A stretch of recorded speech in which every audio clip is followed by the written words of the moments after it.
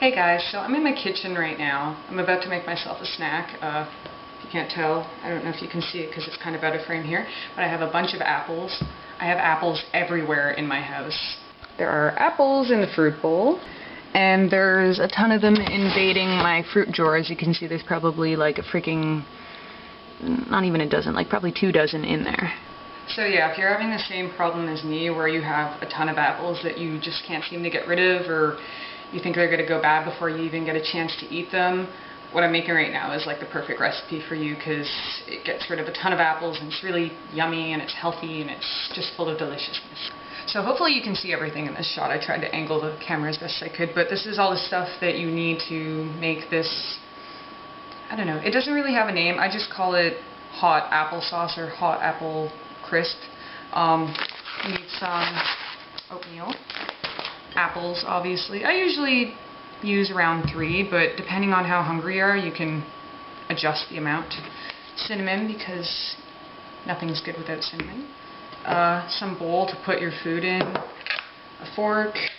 A knife to cut up all the apples, and a cutting board to cut the apples on to put them in here. So the first thing you're going to want to do to make this thing, this apple crisp hot applesauce crap or whatever the hell it's called, is wash your apples under some water because, you know, you don't know what's on your apples and stuff. So it's always good to wash them. So after you're done washing your apples and they're nice and sparkly clean, even though it doesn't really look like these are sparkling clean, they're clean, I promise. Once you're done washing them, you pretty much just take one, slice it in half like that, and slice it again so it makes a quarter. Well, they're quarters. And then after that, you can see there's like the pits and stuff. You just cut out the middle as such. So the pits, well, I don't know if you can see that, sorry. The pits are there and the good part of the apple is there. So you just do that with all of them, just like this, and toss the seeds and the core aside because you're not going to need that at all. Unless you're really into eating that, but I don't really recommend it. It's not really the tastiest thing, and I actually think that the seeds in apples contain arsenic. I don't know, maybe that's an old wives' tale, but I've heard that.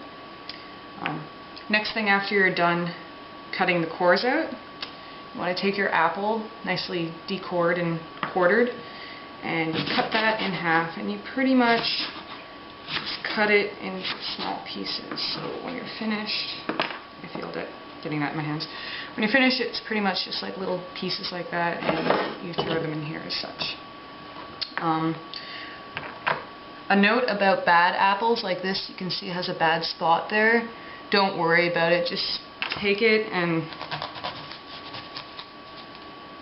carefully, while not slicing your finger off, even though it looks like I did, cut the bad spot out. It might be a little deep like this one, but it doesn't really affect the apple. I mean, it's only like one chunk. It could be like a bruise or just a bad spot. So, as you can see now, that apple is ready to be cut just like this into quarters, and you're going to take out the cores again. So, through the magicalness that is known as editing, all the 3 apples that I was showing before are now cut up. Those are the cores, as I was mentioning before, so just discard those or put them in your compost bin. Now you're going to take your freshly cut apples and just sprinkle a little bit of water in it. Sometimes I do this, sometimes I don't, but I find if I don't, the apples run the risk of drying out in the next step, which is, ta-da, the microwave. So you just open that up. Oh, goodness gracious, I'm going to wake everybody up.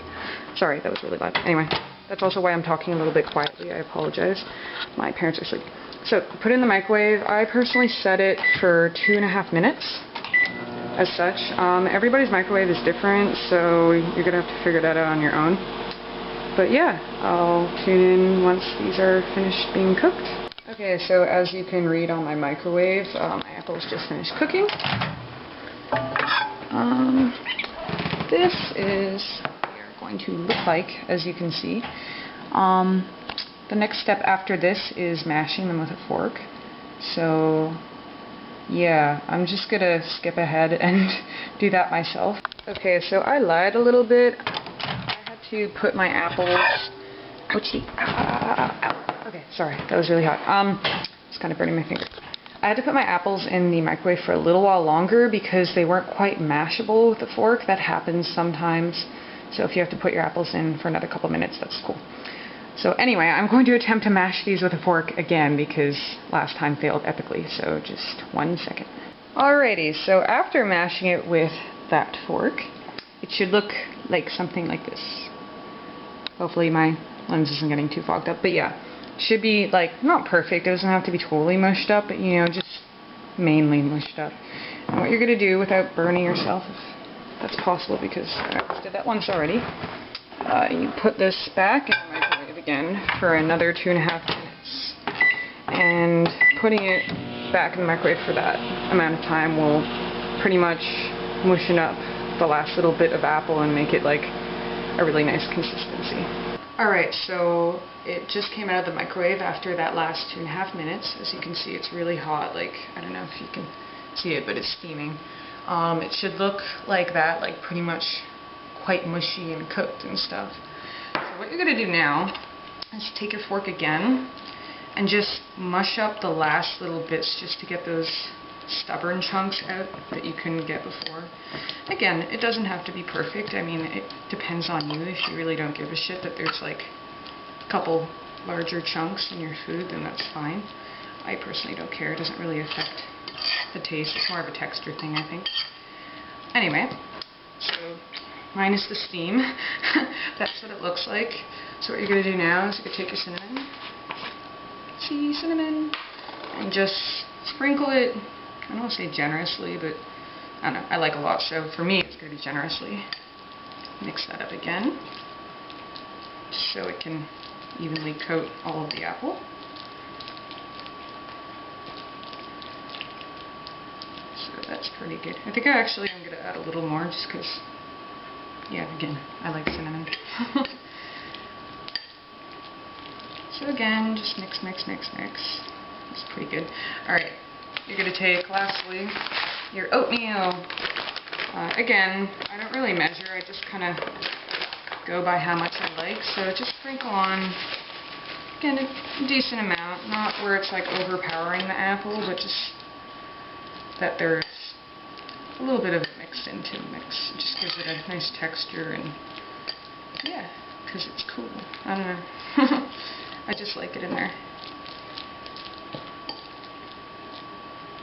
Alright, again, I could probably mix this better, but I'm not going to because I'm really tired and I'm really hungry. So that's what it looks like. Some people, if they want to sweeten it up, they just add a little bit of brown sugar, and that's really good.